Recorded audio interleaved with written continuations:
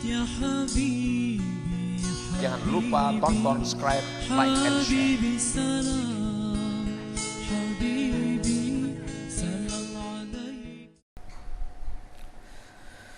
Dan kalau hamba itu orang munafik, maka ia menjawab. Ujar malaikat bertanya, apa yang kamu katakan tentang Nabi? Orang munafik menjawab, aku tidak tahu. Aku tidak tahu. Aku mendengar manusia mengatakan sesuatu dan aku mengatakannya. Aku mendengar orang mengatakan bahwa Nabi itu adalah ini. Ujar orang kayak itu, aku pun ikut mengata demikian. Nah, lalu kedua malaikat itu berkata, sesungguhnya kami mengetahui bahwa kamu mengatakan demikian. Kemudian dikatakan kepada bumi, merapatlah atasnya. Lalu bumi menjadi rapat atasnya sehingga berselisih tulang-tulangnya di dalamnya. Maka ia senantiasa disiksa sehingga dibangkitkan oleh Allah dari pembaringannya. Nah, jadi setiap siksa kubur yang disebutkan oleh Rasulullah Sallallahu Alaihi Wasallam itu sama seperti yang diterangkan oleh Imam Ghazali pada minggu-minggu yang lalu itu. Ada 3 perkara. Nah, ini contohnya kan tadi orang kafir itu begitu kada dapat menjawab pertanyaan dihimpit oleh kubur. Sehingga tulang selangkanya itu terselisih, yang kanan ke kiri, kiri ke kanan, dihimpit, ramuk dia kita. Nah, apakah ramuknya itu ramuk bujuran enggak atau kayak apa?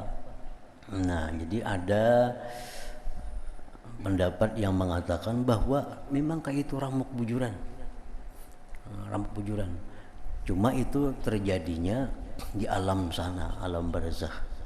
Kita yang dalam dunia ini buka jadi kubur tuh kita kadang melihat ini awaknya ramuk. Orang tuh dikubur, orang kafir misalnya dikubur 2-3 hari kita bongkar kuburnya, mungkin tubuhnya kada ramuk.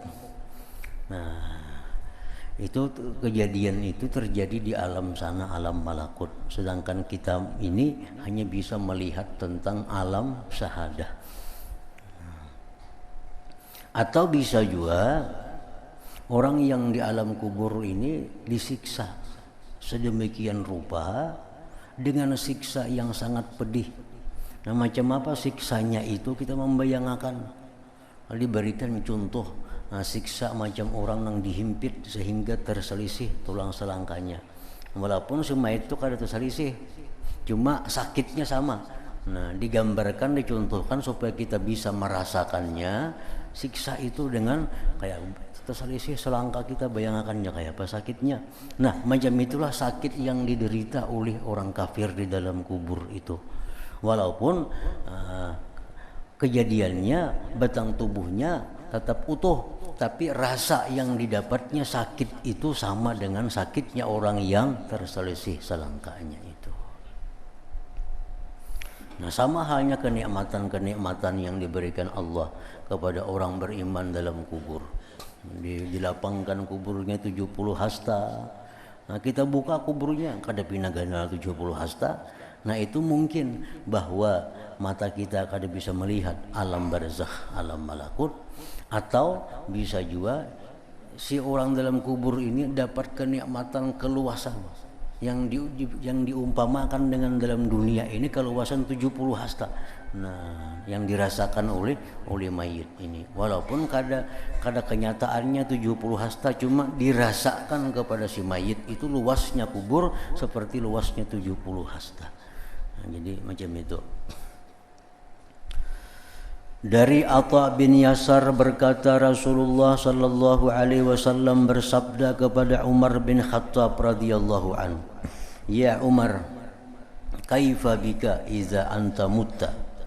Pantalaka bika qaumuka faqasu laka thalathata azru'in bi dhira'i wa shibrin thumma raja'u ilaika faghassaluka wa kaffanuka wa hannathuka summa ihtamaluka hatta yad'uka fih summa yahilu 'alaika turab wa yadfinuka fa idzan sarafu 'anka ataka fattanal qabr munkaru wa nakir aswatuhuma karra'dil qasib wa absaruhuma kalbarqil khatib yajurrani ash'arahuma wa yabhasanil qabra bi anyabihima patal talaka wa tartaraka kaifa bika inda dzalika ya Umar. Faqala Umar wa yakunu ma'i mislu akli al-an qala na'am qala idzan akfika huma. Artinya Rasulullah sallallahu alaihi wasallam bersabda, wahai Umar Ibn al-Khattab, bagaimana denganmu apabila kamu meninggal dunia, lalu kaummu pergi, lalu mereka mengukur bagimu 3 hasta pada 1 hasta, kubur 1 kali 3 hasta dan sejengkal. Kemudian mereka kembali kepadamu lalu memandikanmu, mengafanimu dan memberi obat yang tidak menyegerakan rusak tubuhmu. Kemudian mereka membawamu sehingga meletakkanmu di dalamnya. Kemudian mereka menimbun tanah atasmu dan menanammu. Lalu apabila mereka pergi daripadamu, maka datang kepadamu 2 malaikat pembawa fitnah kubur, yaitu Munkar dan Nakir, yang suara keduanya seperti petir yang menggelagar dan pandangan keduanya seperti kilat yang menyambar. Keduanya menarik rambut keduanya dan menyelidiki kubur dengan gigi taringnya.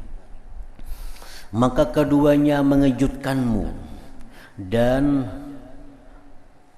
mengacaukanmu. Bagaimana denganmu pada waktu itu, wahai Umar? Nabi bertanya kepada Umar, bagaimana wahai Umar, nanti kamu di dalam kubur itu didatangi 2 malaikat yang menanyakan macam-macam, bentuknya seperti ini. Umar menjawab, apakah bersamaku seperti akalku sekarang? Apakah di kubur itu aku masih diberi akal seperti dalam dunia ini? Beliau sallallahu alaihi wasallam bersabda, Nabi menjawab, ya.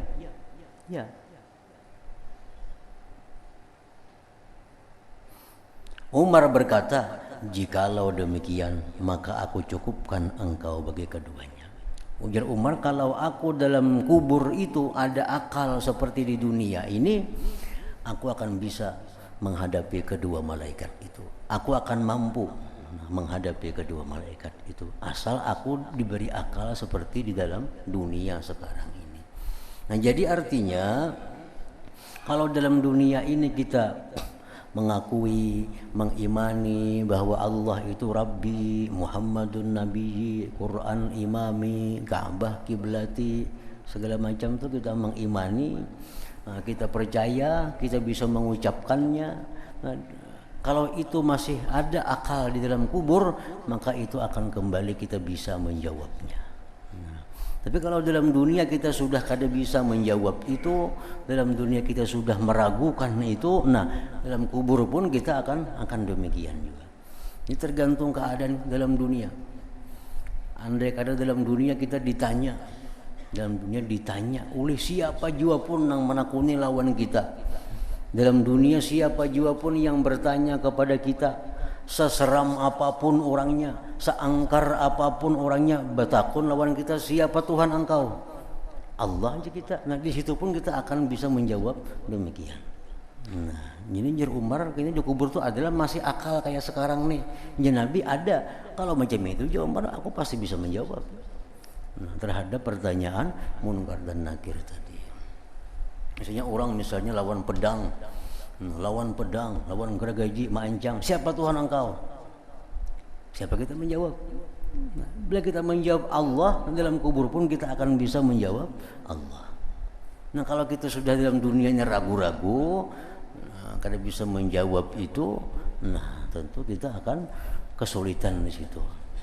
dalam keadaan kita huru-hara dalam dunia, misalnya dalam keadaan kesusahan, dalam keadaan kesakitan, dalam keadaan susah, ditakuni, ditanya siapa Tuhan engkau, bila kita bisa menjawab Allah, nah dalam sana pun kita bisa menjawab Allah.